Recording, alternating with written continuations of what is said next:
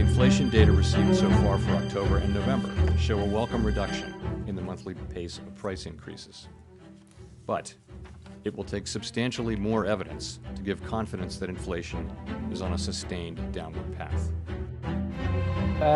Welcome to Financial Stockholm. Today is Monday, December 26, 2022, and I hope everybody got the presents they wanted for Christmas, and that you were able to enjoy time with families or whatever it was you were doing if you had the weekend. And Germany certainly gets a lump of coal.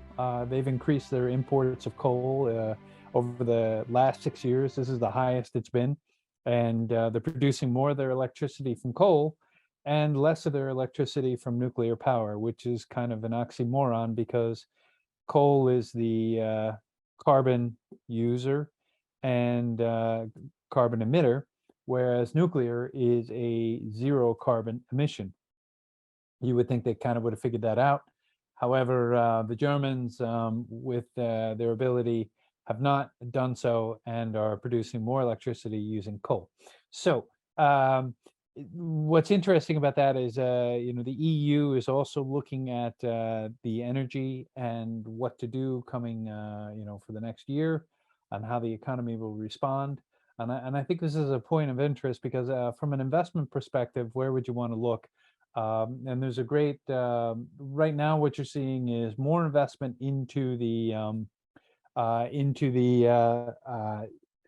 space of solar and wind power. And you are seeing more coming into nuclear, but the fastest area for return right now looks to be the wind power. You can set up a wind park relatively quickly and start to get your return on a wind park. Personally, I'm not a big fan of the wind parks, and I don't think they really achieve the ESG goals that people would like to see. There's a number of reasons there, but I think if you're looking for a return on your investment, this is one of the areas that you do want to look at. And so what the EU is looking at is to reduce the use or the consumption of electricity, and that's an interesting thought. And then they also want to use less of the carbon, despite Germany being a large committer or emitter of carbon this year, and breaking all the rules. But I guess when you make the rules, you're allowed to break the rules. And then on top of that, they've set up new levels for what their LNG storage levels have to be, and those are to be over 90% or at 90% or better. And so they're currently at 92%. Now, in terms of looking at reducing your energy consumption, that doesn't really happen. The more you refine and make the production of energy efficient, the more of it you will consume. It's just one of these funny relationships. So the only way you could see a reduction in your consumption would really be as a result of a slowed economy. So this is a way that the EU is telling you that they are looking to have a slowed economy, and that they will look to have a recession, and they are looking to have a decreased inflation as part of that. Now, the ECB is going to be hiking, or at least that's what you can read in the signs. There's even an article in the Swedish press discussing this. But I think when you look at these target goals for electricity production and what Sweden looks to do, it looks to produce more wind power, so it looks to double the rate.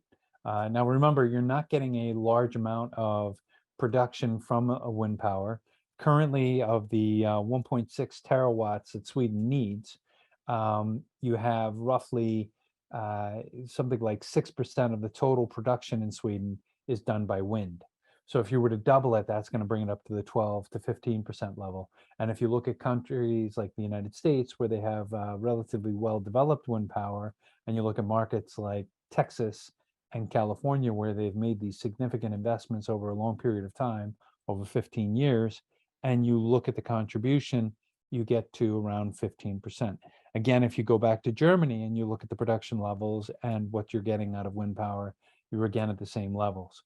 And the problem is that wind is intermittent and wind is not always reliable. And even though some people would like to say that over the sea, you have a better rate or better return, if you go down to the North Sea and you look at the long-established cycles that they've been able to put them in for, you see that there are times and periods where the wind just does not blow. So it's an important fact, but I think also what's important to note is that if you're looking at wind parks as an investment, that could be something worthwhile. And then, but all of this makes it a interesting market for electric vehicles, because as electricity prices throughout Europe climb, and we're producing more of electric cars, and they're now at just under 12% of total sales for vehicles in Europe, and you're going to have an increased demand on the network.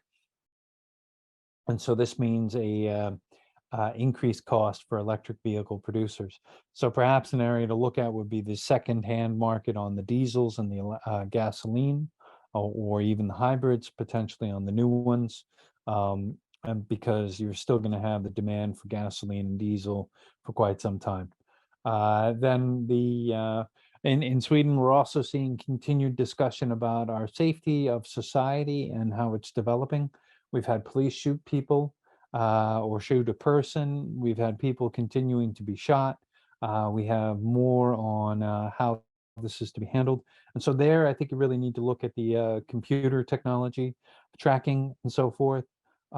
If you're looking at camera technology, remember the police get their cameras now in Sweden. And then if you look at the cooperation that Sweden is doing with the US FBI and their encryption technology and breaking the chats like EncroChat or Telegram, these other chat systems that are supposed to be encrypted, these will become more and more interesting and potential areas of investment. So things like the blockchain and so forth. And then I think if you do also look at the Swedish economy, there's quite a bit of a critique about the Swedish kroner. If we were to switch to euro, we've seen all the other countries that switch to euro see a sharp inflation spike. So this would probably be one of the worst times for Sweden to switch over to the euro, because we would see a significant increase in inflation.